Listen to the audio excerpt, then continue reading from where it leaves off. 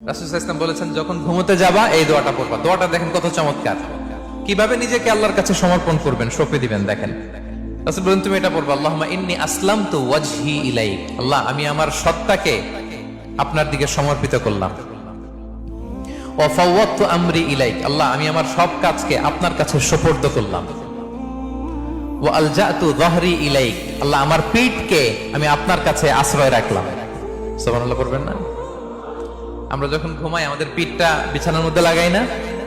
আল্লাহ আমার সত্তাকে আপনার কাছে আমি সমর্পিত করলাম, আল্লাহ আমার সব কাজকে আপনার কাছে আমি সঁপে দিলাম, আল্লাহ আমার পিঠটাকে আপনার কাছে আমি আমানত রাখলাম।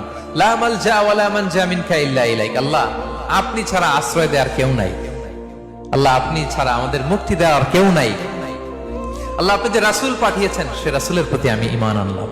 আল্লাহ যে কিতাব আপনি আসমান থেকে পাঠিয়েছেন ওই কিতাবের উপর আমি ঈমান আনলাম। সুবহানাল্লাহ পড়েন। বিষ্ণু সাল্লাল্লাহু আলাইহি ওয়াসাল্লাম বলেন, যখন কেউ এই দোয়াটা পড়বে রাত্রিবেলা, ফাইন মিত্তা, ওই মিন লাইলাতিকা, ওই রাতে যদি তুমি মারা যাও, মিত্তা আলাল ফিতরা, তুমি ফিতরাতের উপর মৃত্যুবরণ করবে। ওয়া ইন আসবাহতা আসবাহতা ওয়া ক্বাদ আসাবতা খাইরান কাসীরা, আর যদি রাতে মৃত্যু না হয় তুমি বেঁচে যাও, তাহলে ওই দিনে তুমি প্রভূত কল্যাণ লাভ করবে। সুবহানাল্লাহ। তাহলে বলেন এই দোয়াটা পড়ার দরকার আছে না নাই?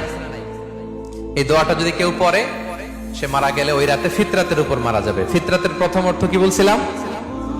সবাই বলতে হবে, কি বলছিলাম? তাহলে এই দোয়া পরে রাতে মারা গেলে সে মুসলিম হয়ে মারা যাবে, ঠিক কিনা?